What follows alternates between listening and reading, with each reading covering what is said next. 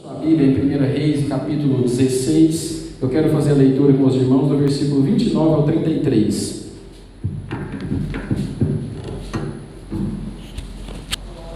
Como eu havia falado no domingo, eu queria conversar um pouco com a igreja a respeito de um personagem que tem uma história até longa na Bíblia Sagrada, que é o rei Acabe. E o que tem a ver Acabe conosco, o que tem a ver Josafá conosco, o que aconteceu na vida desse rei. Eu quero, de maneira bastante tranquila, se não der tempo de nós terminarmos hoje, nós continuamos na semana que vem, não tem problema, mas eu quero tirar algumas lições importantes para nós, da nossa vida, a vida prática nossa aqui, a respeito do que isso influencia a minha vida e a sua vida, tirando esse personagem tão importante que o Senhor deixou na sua palavra. Talvez, tirando o rei Salomão e o rei Davi, nenhum outro rei teve tanto escrito com relação a ele. Então por quê?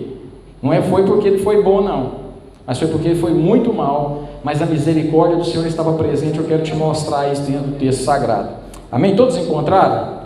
1 Reis, capítulo 16, do 29 ao 33, diz assim a palavra do Senhor: Acabe, filho de Onri, começou a reinar sobre Israel no ano 38º de Asa, rei de Judá. E reinou Acabe, filho de Onri, sobre Israel em Samaria 22 anos. Fez Acabe, filho de Onri, o que era mal perante o Senhor, mais do que todos os que foram antes dele, como se fora coisa de somente andar ele nos pecados de Jeroboão, filho de Nebate. Tomou por mulher a Jezabel, filha de Etibal, rei dos Sidônios, e foi e serviu a Baal e o adorou. Levantou um altar a Baal na casa de Baal que edificara em Samaria. E também Acabe fez um poste ídolo de madeira, que cometeu mais abominações para irritar ao Senhor, Deus de Israel, do que todos os reis de Israel que foram antes dele. Até aqui a leitura da palavra do Senhor.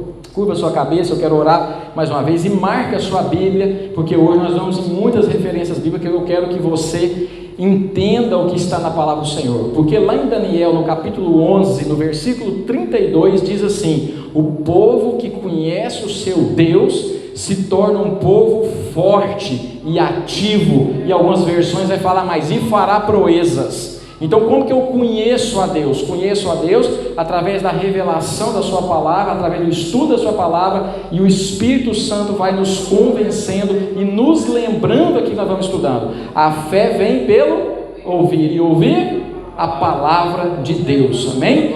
Senhor Deus Todo-Poderoso, a tua palavra foi lida, Senhor. Meu Deus, o Senhor já falou tanto comigo nessas últimas semanas, Pai, estudando a vida deste rei, Senhor, que o Senhor deixou registrado, Pai, em 6 capítulos aqui, e ainda também em 2 Crônicas, Senhor. Meu Deus, eu quero te dizer, Senhor, que eu já fui tremendamente impactado, meu Deus, pelas verdades que o Senhor me mostrou aqui dentro do texto bíblico, Senhor. Meu Deus, já fui transformado, e eu te peço, Senhor, em nome de Jesus, Pai, que o Senhor faça o mesmo na vida da tua igreja, e que nós possamos, meu Deus, aplicar, Pai, no nosso dia a dia, no nosso caminhar, Pai, na nossa caminhada com o Senhor, Pai, os princípios que nós vamos estudar aqui hoje. É o que eu te peço. Abençoa a tua igreja, Senhor, e que o Senhor seja glorificado e a tua igreja edificada em nome de Jesus. E a igreja diz: amém. Amém. Glória a Deus.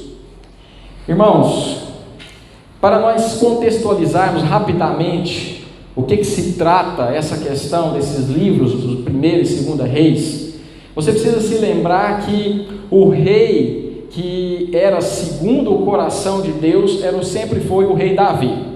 Davi é esse padrão.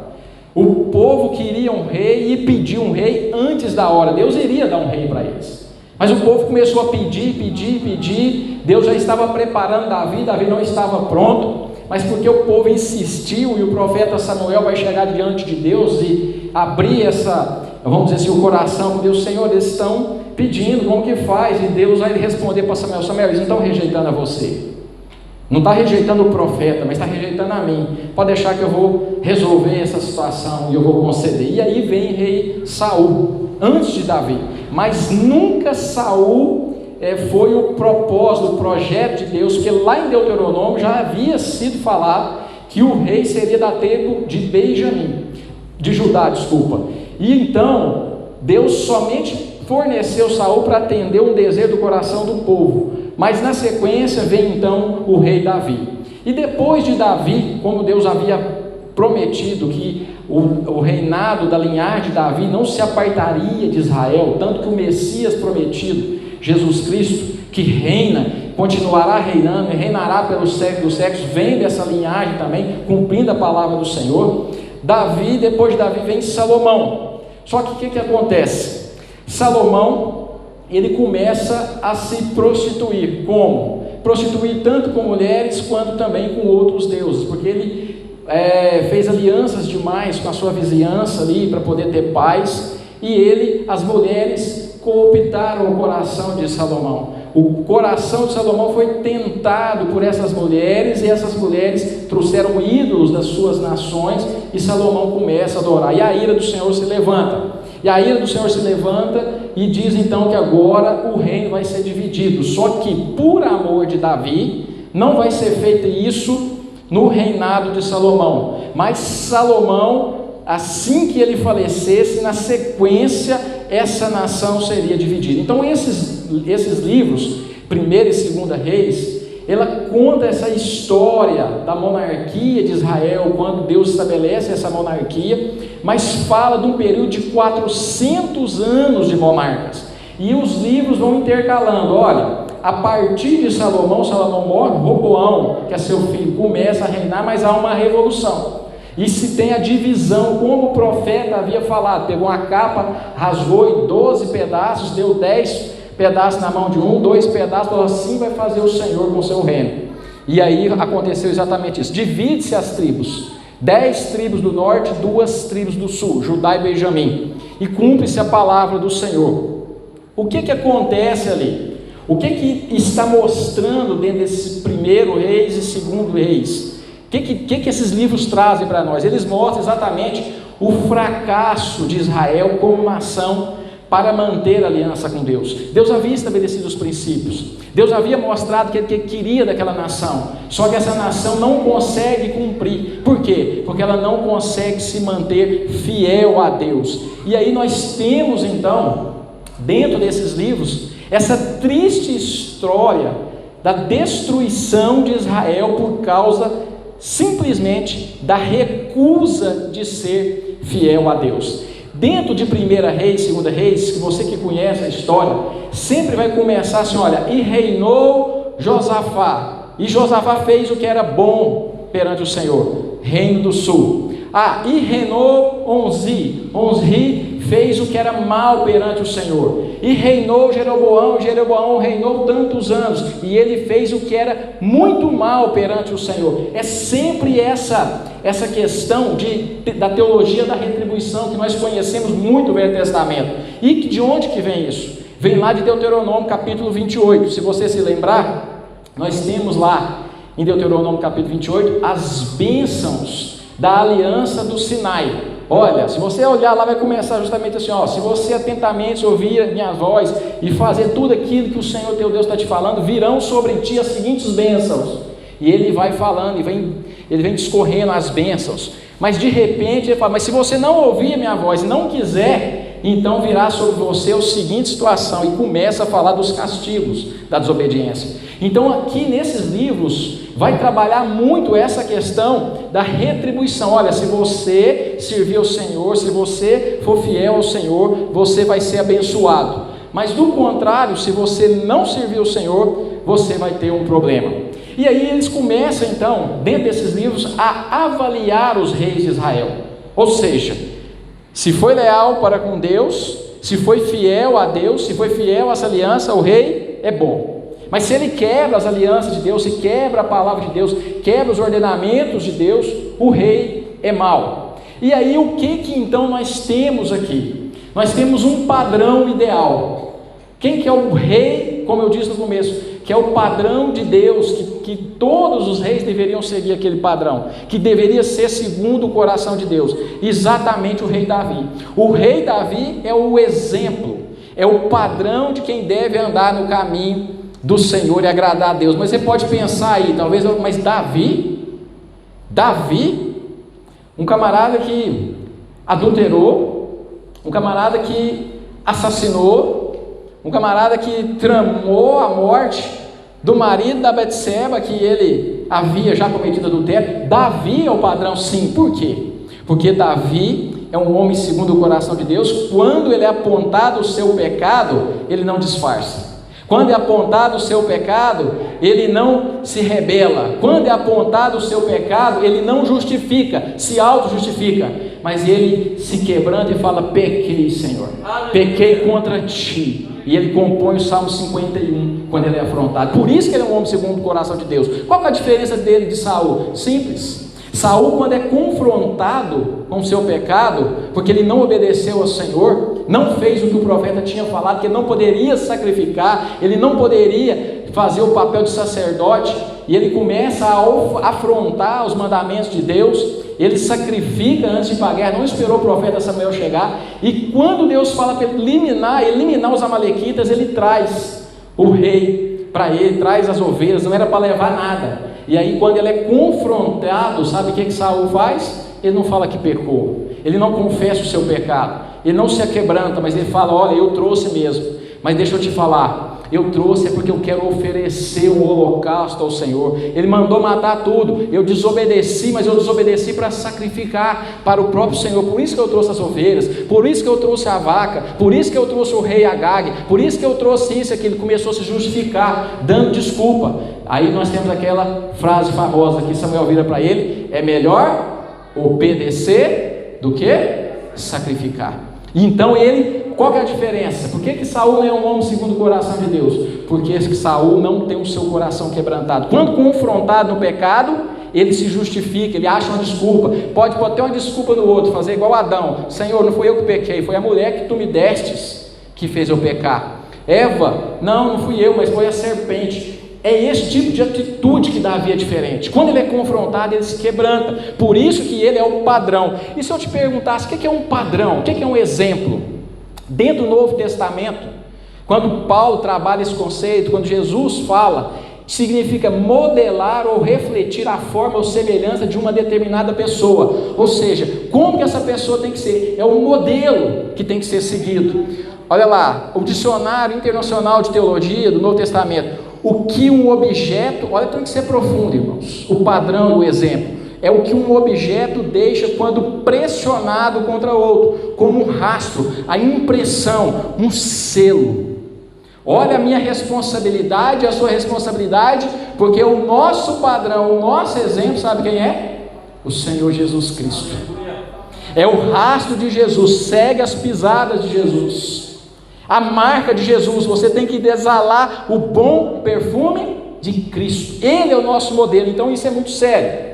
Mas continuando, irmãos, quando então, se nós temos um modelo a ser seguido, quem é que é o exemplo? Davi. Mas nós temos também um exemplo de quem não deve ser seguido, que é Jeroboão. Quem que é o Jeroboão? O Jeroboão é exatamente o rei que vai fazer a divisão. Quando o Roboão assume, filho de Salomão, e tem as divisões da tribo, é Jeroboão que vai lá e vai fazer a divisão. Eu vou falar assim, vai fazer a divisão da igreja, Jack Jones. É como se fosse uma igreja, e ele falou assim: eu vou lá e eu vou fazer tudo para poder dividir. Jeroboão é o padrão, é o modelo de quem falhou, é o exemplo de rebelião e desconsideração por Deus. E aí a Bíblia vai falar aqui, no capítulo 15, versículo 33, que Jeroboão foi muito mal, que Jeroboão foi ruim. Vamos olhar isso aí. Olha aí no capítulo 15 de 1 Reis, no versículo 33, 34. Olha como que vai ser isso, para diferenciar qual o rei que era bom, qual o rei que era mau. Capítulo 15, versículo 33 e 34, diz assim a palavra do Senhor. Olha na sua Bíblia aí. No ano 3º de Asa, rei de Judá, olha só, ele está falando da reino do sul. Baasa, filho de Aias, começou a reinar sobre o Israel, reino do norte. Ele sempre vai trabalhar isso. contemporizando quem que estava reinando nas tribos do sul e quem que estava reinando na tribo do norte. Por que isso, irmãos? Simples. Porque a tribo do norte, Israel, que vai ser chamada de Israel, não de Judá, porque a tribo do sul é Judá, ela vai ser extinta. Esse povo vai acabar com o povo de Deus, eles não vão manter a linhagem. Daí vão vir os samaritanos, vai ser lá para frente. Quem que vai ficar fiel? Quem vai ficar fiel são as duas tribos do sul, que é Judá. Por isso que ele fala, aqui ele está falando que Asa estava no reino de Judá. Olha só, cadê aqui? Eu perdi aqui. Isso, Asa, rei de Judá, e Baasa, filho de Aias, começou a reinar lá no Israel, nas tribos do norte. Por quê? Porque essa tribo vai para o cativeiro assírio e vai ser disseminada, eles vão misturar. A tribo do sul vai para o cativeiro babilônico, e lá eles vão permanecer fiel. As mulheres da Babilônia vinham para casar com os homens do tribo de Judá, falando, não, o meu Deus falou que nós não podemos casar com pessoas que não são da nossa tribo, que não servem ao nosso Deus. E os homens vinham casar com as mulheres, os pais, não, as nossas filhas vão manter puras, vão casar somente com quem teme a Deus. Então eles se mantiveram intactos. Por isso que quando eles voltam da Babilônia, ainda voltam judeus, ainda volta o povo de Judá. Mas as tribos de Israel, a tribo do norte, foi para a Síria e lá misturou tudo, não voltou ninguém mais, estava tudo misturado. Por isso que deu origem aos samaritanos, mas isso é lá na frente, só para nós entendermos. Mas olha só o que ele diz: começou a reinar sobre todo Israel em Tisa e reinou 24 anos. Olha como que ele se refere a esse rei Baasa: fez o que era mal perante o Senhor e andou no caminho de Jeroboão e no seu pecado, o qual fizera Israel cometer. E sempre os reis vão ser comparados até então, ou a Davi, andou nos caminhos de seu pai Davi, e não era pai, mas era pai no sentido de exemplo, ou andou em Jeroboão. Se for o exemplo bom, Davi; se for o exemplo ruim, mal, Jeroboão. Mas o que Jeroboão fez? Por que Jeroboão é tão remetido aqui à Bíblia, que alguém que era mal, que era ruim? Volta só a Bíblia no capítulo 12 de 1 Reis, a partir do verso 25. Olha o que a Bíblia vai dizer. Irmãos, você acha que a sujeira, por conta de ideologia política, é de hoje? O que nós estamos vendo? Você acha que é de hoje? Você acha que nós estamos vendo a batalha de ideológica por conta de política, por conta de interesse político, Jones? Você acha que isso é de hoje? Eu vou te mostrar que não. Olha por que a Bíblia condena a atitude de Jeroboão. Vamos fazer a leitura até o versículo 33? Jeroboão edificou, lembra bem, dividiu as tribos. Roboão, filho de Salomão, ficou nas duas tribos do sul, Judá e Benjamim, e as outras 10 tribos ficou no reinado de Jeroboão. Mas onde ficava o templo de adoração? No reino do sul. Jerusalém ficava no reino do sul, e o templo de adoração estava lá. Olha que Jeroboão, o estratagema. Jeroboão vai falar assim: não pode adorar Yahvé. Não, ele não vai fazer isso. Yahvé vai ser adorado nas nações de Israel também, na tribo do norte. Mas olha o que ele faz por interesse político, ideológico. Olha o que ele vai fazer. Jeroboão edificou Siquém, na região montanhosa de Efraim, e passou a residir ali, e edificou Penuel. Disse-lhe Jeroboão consigo: agora tornará o reino para a casa de Davi. Olha só: se este povo subir para fazer sacrifício na casa do Senhor em Jerusalém, tribo do sul, Judá, o coração dele se tornará a seu senhor, o Roboão, rei de Judá, e me matarão e tomarão a ele, ao rei de Judá.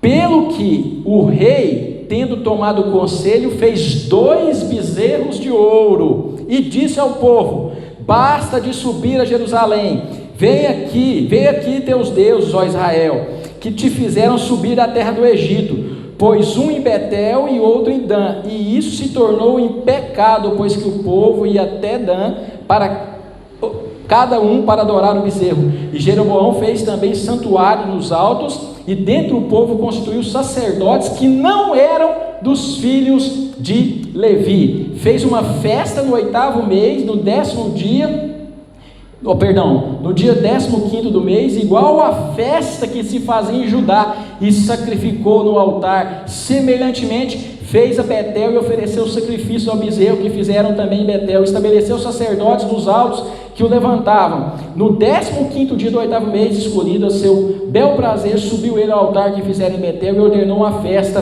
para os filhos de Israel, e subiu para queimar incenso. Olha o que ele pensou. Falou: olha, o tempo de adoração e as festas é em Jerusalém. Jerusalém fica em Judá, e quem é rei de Judá é Roboão. Sabe o que eu vou fazer? Eu vou colocar 2 altares, vou colocar bezerros de ouro aqui.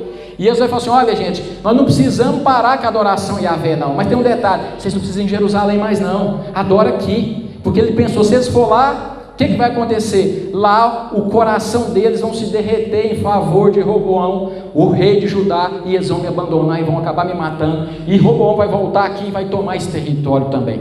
E estratagema político, o que ele fez? Levou esse povo a adorar também bezerros, mas ele cortou a adoração de Yahvé, substituiu a adoração a Yahvé? Não. Quem vai fazer isso? Que é o pecado muito pior: Acabe. Porque Acabe não somente fez um poste ídolo, mas não, ele tirou a adoração de Yahvé e colocou a adoração a Baal. Por isso que agora Acabe vai ser considerado pior que Jeroboão, que até então era o pior rei que já havia existido na nação de Israel. Mas continuando, então, nós entendemos aqui por que Davi é o padrão de bom, rei bom, e por que Jeroboão é o padrão de rei mau. Por que isso aqui é importante para nós, irmãos? Porque isso aí é a ilustração da nossa vida, dos 2 caminhos que eu e você temos para escolher, todos nós, e temos esse poder nas nossas mãos. Olha, você quer o que? Andar com o Senhor? Quer andar com Ele? Ele vai te libertar da escravidão do pecado, mas Ele vai te pedir, porque Ele não te divide com o outro. Ele não é um Deus falso que fala para você: olha, você pode vir na minha casa, você pode adorar a mim, você pode orar a mim, eu vou te responder, e se você estiver cansado, você pode ir lá também usar droga, você pode beber, você pode fornicar, você pode se prostituir. O nosso Deus não aceita isso. O nosso Deus, ou você é, ou você não é. Não tem meio caminho. Eu costumo falar, não tem parcialidade. Ou você é, ou você é. Não existe isenção. Não existe neutralidade com o nosso Deus. Eu já contei algo aqui, e que talvez algumas pessoas estavam presentes na escola dominical, outras não, mas que existia um muro muito largo, e os que estavam do lado de Deus, uma ilustração, irmãos, estavam falando e tinha uma pessoa em cima, uma pessoa caminhando no muro, estava em cima do muro, e do muro de cá um monte de pessoa, e do outro lado do muro um monte de pessoa. As pessoas que estavam do lado, de um lado do muro, estavam gritando: vem para cá, Jesus te ama, vem, Jesus quer te salvar, vem para cá. E os do outro do muro, de braço cruzado, eram os lados do inferno de Satanás. E chegou uma pessoa e olhou aquilo, e os que estavam do lado de Jesus: vem, Jesus te ama, vem para cá, Ele tem uma bênção para você, tem uma nova vida, tem um novo caminhar, Ele pode mudar a sua vida, pula para cá. E os do lado de Satanás, com o braço cruzado, não fazia absolutamente nada, irmã Vanusa. E aquela pessoa ficou intrigada e perguntou: Paulinho, por que esses que estão de cá do lado de Deus insistem para ele pular, e os de lá ficam quietos? Aí o que estava do lado quietinho falou assim: em cima do muro também é nosso.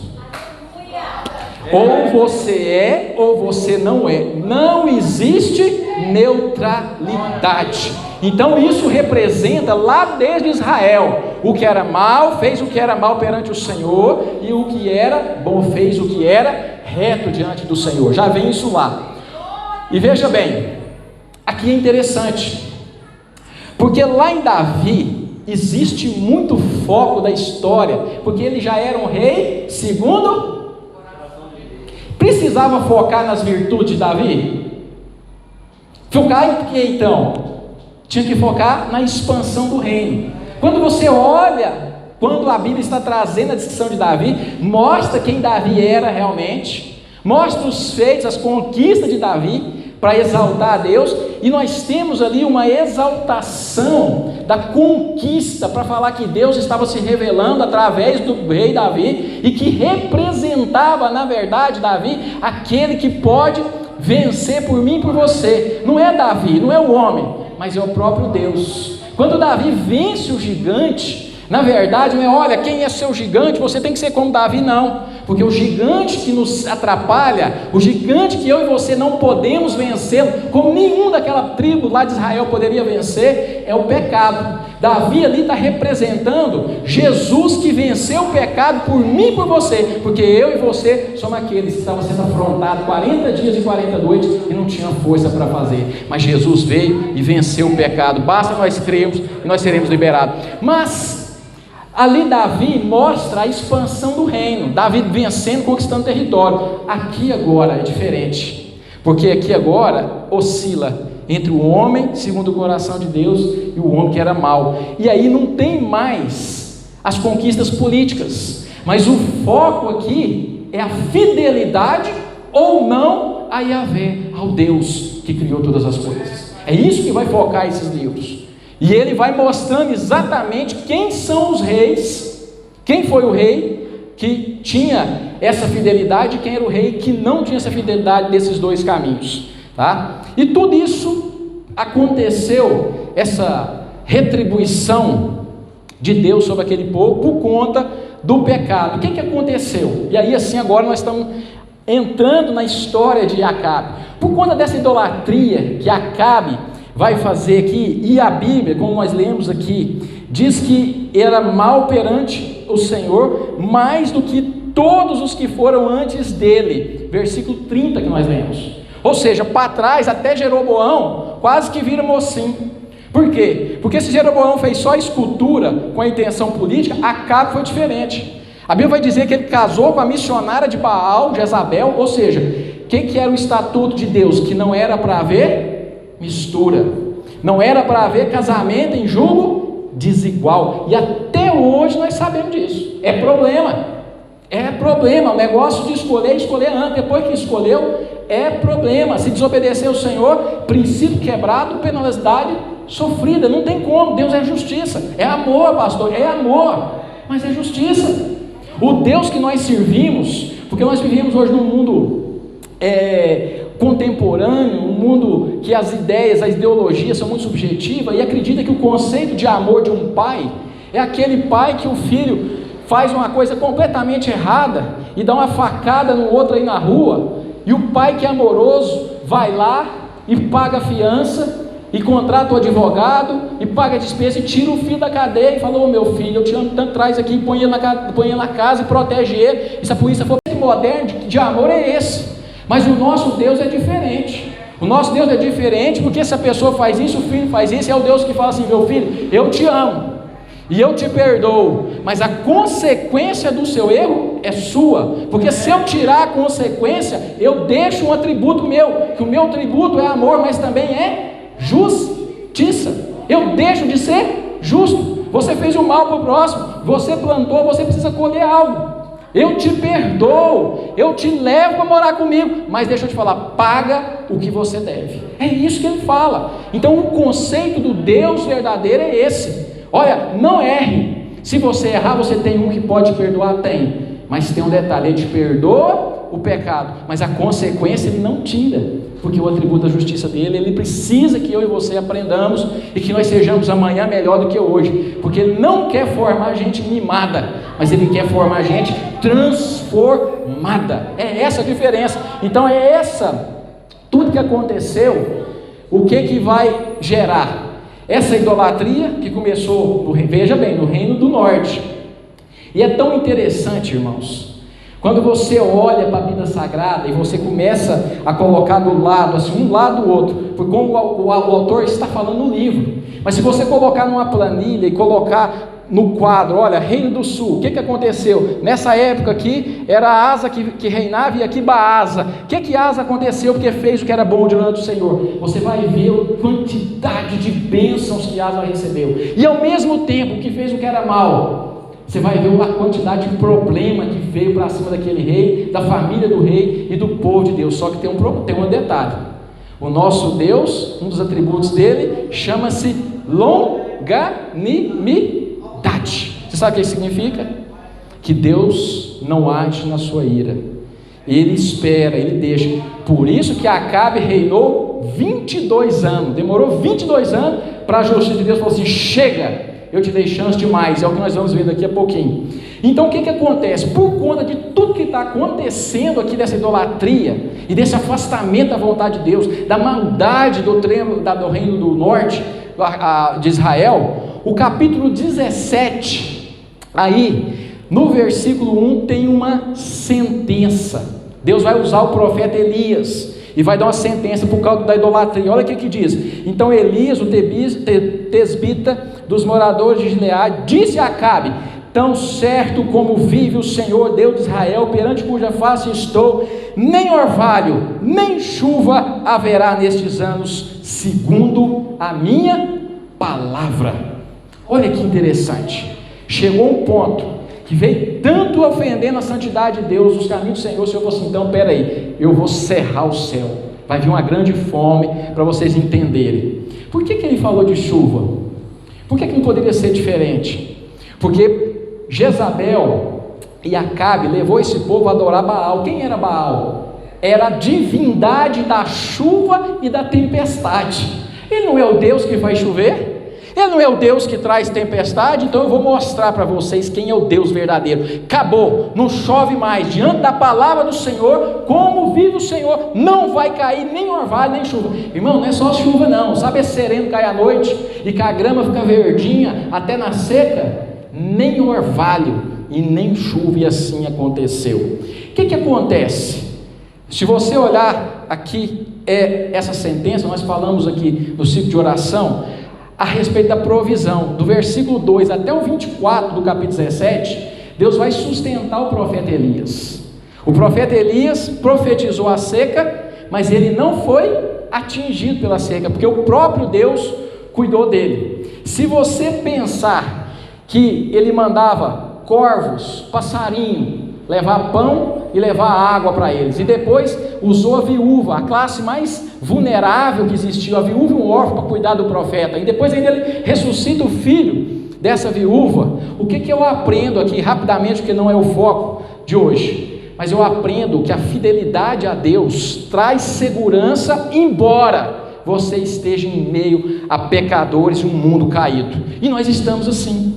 É como se eu e você estivéssemos ali no reinado de Acabe, nesse mundo tão complicado que nós estamos vivendo. Mas quando nós somos fiéis à palavra do Senhor, quando nós nos dedicamos a Ele, nós estamos seguros, porque Ele está cuidando de nós, como cuidou do profeta Elias, e como abençoou aquela viúva que nem crente era. Porque quando ela foi afrontada, o Senhor teu Deus, como vive o Senhor teu Deus, eu vou morrer. Mas nós somos esse canal que somos abençoados, mas é um canal para abençoar as pessoas que Deus tem propósito. Embora estejamos cercados de pecado, de pecadores e vivendo um mundo complicado. Olha o que 1 Pedro fala a respeito disso, já uma aplicação prática para nós. Lançando sobre ele toda a vossa ansiedade, porque ele tem cuidado de vós. Não interessa o caos que nós estamos vivendo, não interessa. O que interessa é que maior é nosso Deus, e nós sendo fiel a Ele, nós podemos descansar, porque vai cair 1.000 ao seu lado, 10.000 à sua direita, mas você não vai ser atingido. Por quê? Porque o Senhor é que está cuidando de você. Pastor, mas se acontecer alguma coisa comigo? Se acontecer, porque Deus tem propósito, Ele é soberano. Ele não faz nada sem ter um propósito designado para cooperar para uma obra específica, uma vontade soberana dele. Não faz, porque ele não é igual eu e você, Jones. Porque quando nós estamos com raiva, nós punimos. Quando nós queremos machucar alguém, nós viramos as costas. Quando nós queremos ferir alguém que nos fez mal, nós agimos na nossa maldade, no nosso pecado. Mas Deus não faz isso, porque Ele é santo.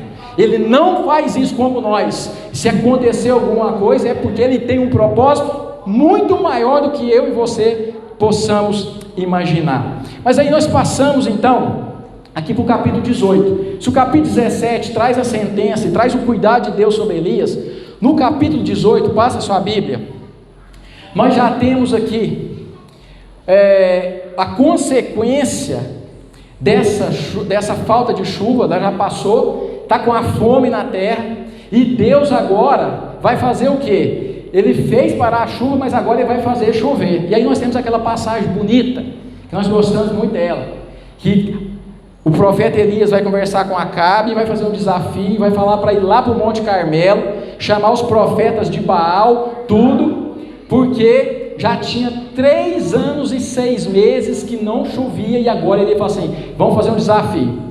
Se Baal for Deus, vocês servem a Baal. Se Deus for o Yahvé, se o Senhor é Deus, nós vamos servir a Deus. Mas para de vocês cochear em 2 pensamentos. Para de duvidar no coração de vocês. Ou vocês creem ou vocês não creem. Ou vocês abandonam a Deus e servem só Baal, ou vocês abandonam Baal e servem somente a Deus. De onde que está que ficou 3 anos e 6 meses? Porque lá em Crônicas não tem essa data. E nem aqui em 1 Reis fala que foram 3 anos e meio. Onde está? Quem puder, abra sua Bíblia em Lucas, capítulo 4, versículo 25. E quem achar, lê para nós com voz de trovão. Lucas, capítulo 4, versículo 25. Porque a Bíblia explica a Bíblia. Se lá não tem, mas como é que pastor, de onde tirou essa informação? Não está no texto de Crônicas, não está no texto de 1 Reis, mas está lá em Lucas, no capítulo 4, versículo 25. Quem achou? Lê com voz alta.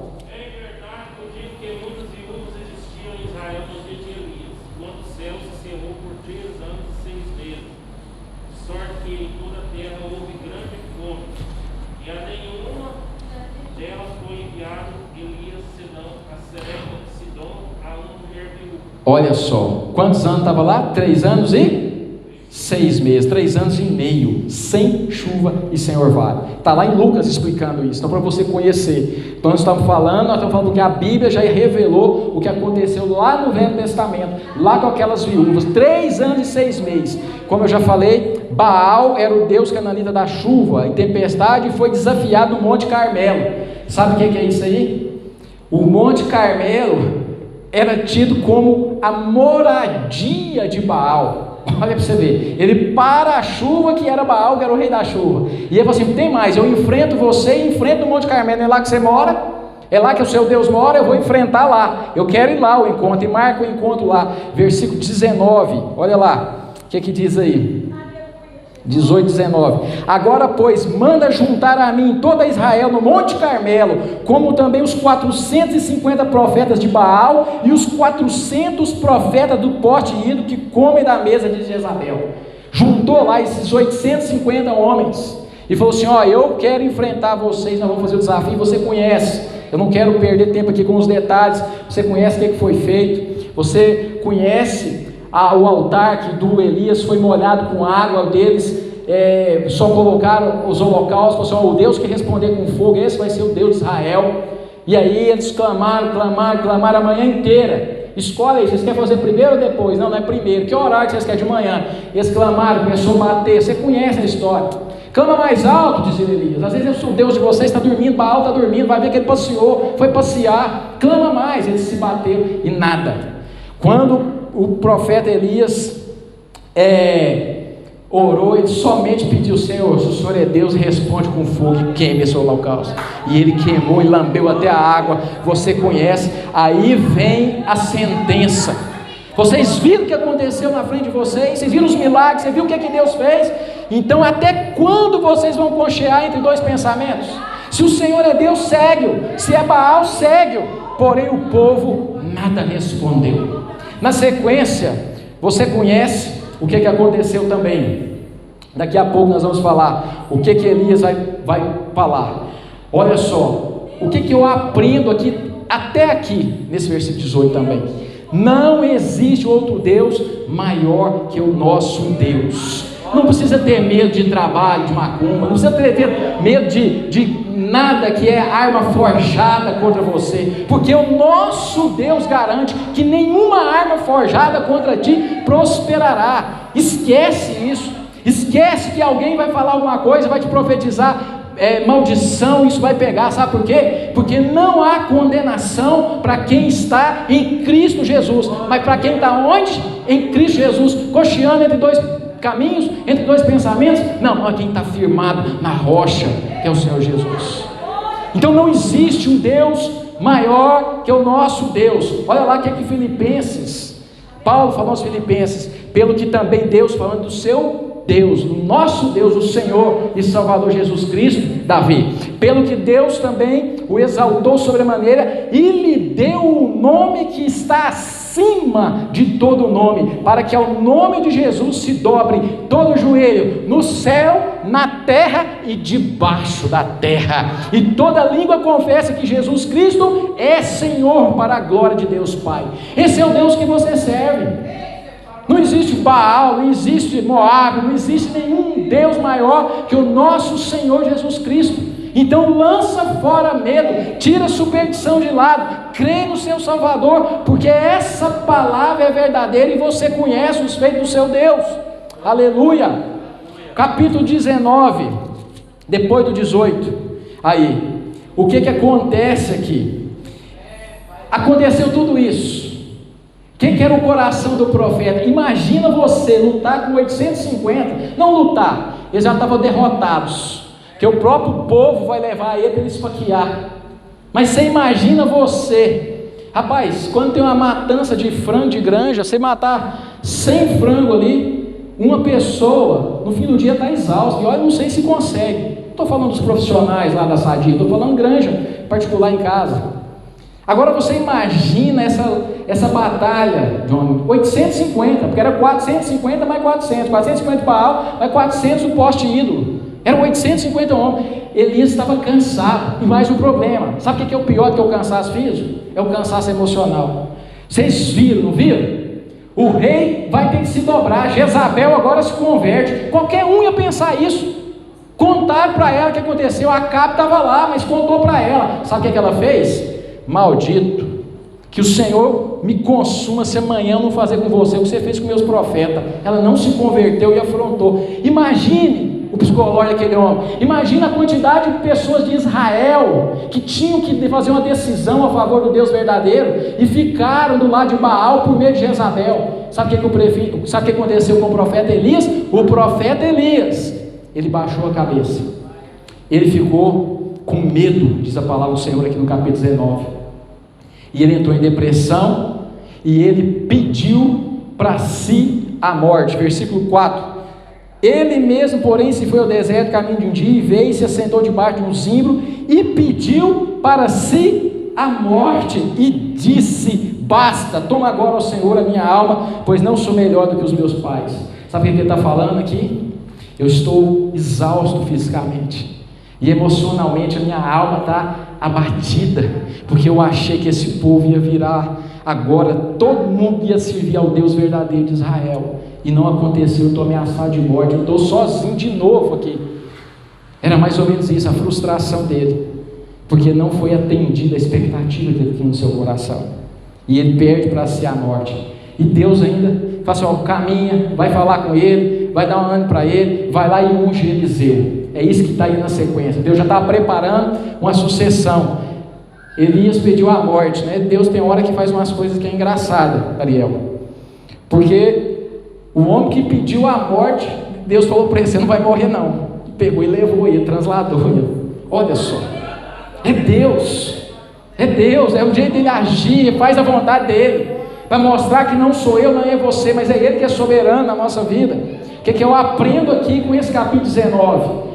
Homem de Deus, pode ser profeta, pode ser um usado, pode ser quem for, também passa por aflições, seja por cansaço físico, seja por decepção emocional, pode trazer desânimo na nossa vida. Por isso que nós precisamos cuidar do nosso corpo, cuidar das nossas emoções, da nossa alma e do nosso espírito. Às vezes algum desânimo que está sobre a sua vida, e que você pensa: eu estou desanimado espiritualmente, talvez seja uma questão física, talvez seja só uma questão emocional, e que está abalando o seu corpo e abalando a sua alma. O presbítero Zé Mar trouxe esses dias sobre a tricotomia corpo, alma e espírito, e nós somos interligados, nós somos um todo. Se você, o corpo está gemendo por alguma coisa física, a sua alma vai ser atingida, as emoções, e que pode atingir o espírito. Se for o contrário, espiritualmente pode trazer um problema para a sua alma, um problema para o seu corpo. Estamos interligados, não tem como separar. Não, agora é só minha alma que vai lá no culto, agora é só o meu espírito, agora é só o meu corpo. Não, Deus nos criou essa unidade, essa tricotomia, e nós precisamos cuidar e olhar. Por que está o desânimo? Aonde que está? É espiritual? Identificar. É espiritual? Então eu preciso ler mais a Bíblia, eu preciso batalhar com as armas que Ele me deu, eu preciso ler, eu preciso orar, eu preciso jejuar, e Deus vai me restaurar. Não, mas é na minha alma, porque essa situação está complicada. Eu acabei de dar o exemplo da irmã que está lá na UTI, ela ficou apavorada, alguém estubou ela, porque ela estava sozinha. E imagina a emoção dessas pessoas, essa doença trabalha lá, mas nós precisamos estar forte. Nós precisamos estar forte porque nós precisamos cuidar da nossa alma, das nossas emoções. Pastor, mas é porque ninguém liga para mim. Pois é, mas você, quando liga, você fica feliz ou você está logo desligando? Mas ninguém me visita. Mas quando vai? Você faz questão ou você toca? Porque tem pessoas, irmãos, que reclamam, mas quando você vai visitar, não desliga nem a televisão. Não está nem prestando atenção porque está olhando você e olhando a televisão. Então nós precisamos fazer algo para cuidar da nossa alma, cuidar do nosso corpo e cuidar do nosso espírito.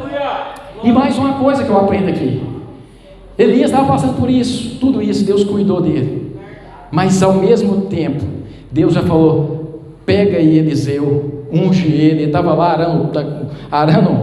arando o terreno do pai, pegou o boi que estava puxando o arado, fez o arado lenha, sacrificou o boi e foi embora. Foi ele servir o Senhor, para não voltar mais. Mas Deus sempre cuida do amanhã, embora você não entenda. Naquele momento, talvez Elias ficou desconfiado, ele teve que marchar muito ainda, mas Deus já estava preparando. Eu sei o amanhã, Elias, eu estou fazendo você chamar Eliseu, eu sei o que eu vou fazer, a hora que eu vou fazer, quando eu vou fazer e por que eu vou fazer. E aí Eliseu, você conhece, pede porção dobrada e acontece, ele faz exatamente o dobro de milagres que Elias fez, porque ele pediu. Que peça alguma coisa, Elias, se você viu subir é porque vai te conceder. Eu quero porção dobrada do seu espírito, quero pedir porção dobrada do teu espírito. Você conhece a história, mas olha só, a respeito do seu cansaço, a respeito das nossas fraquezas, olha o que Isaías falou, capítulo 40, versículo 29 e 31, faz forte, quem? O nosso Deus, faz forte ao cansado, e multiplica as forças ao que não tem nenhum vigor. Os jovens se cansam e se fatigam, e os moços de exausto caem, mas os que esperam no Senhor renovam as suas forças, sobem com asas como águias, correm e não se cansam, caminham e não se fatigam. Sabe de onde que vem a nossa força?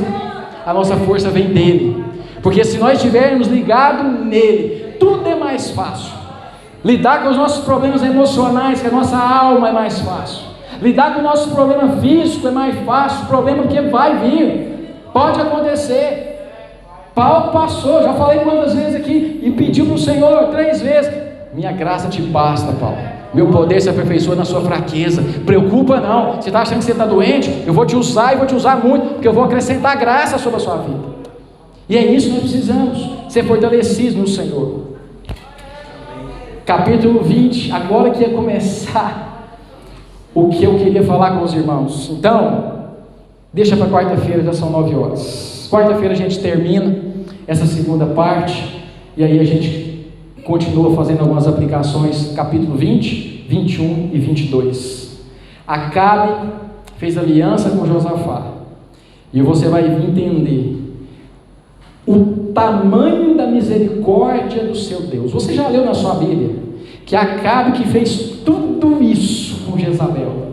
Vai existir uma guerra com a Síria, e o Senhor vai mandar um profeta. Acabe estava com medo, e vai chegar para Acabe. Para quem? Para Acabe falar: não temas, porque eu vou entregar o rei da Síria nas tuas mãos. Mas para Acabe, pastor, Deus fez isso? Fez, está aqui na frente. Você sabia que mais à frente, quando Acabe mata Nabote para roubar a sua vinha, e o profeta Elias chega e põe o dedo na cara de Acabe e de Jezabel e dá uma sentença de morte para eles, você sabia que Acabe se arrepende? E que Deus vê o arrependimento de Acabe e fala para o profeta: não vou matá-lo, não vou matar a família agora, porque ele se arrependeu. Você sabia disso? Você já leu isso na sua Bíblia? Para você entender o tamanho da misericórdia do seu Deus.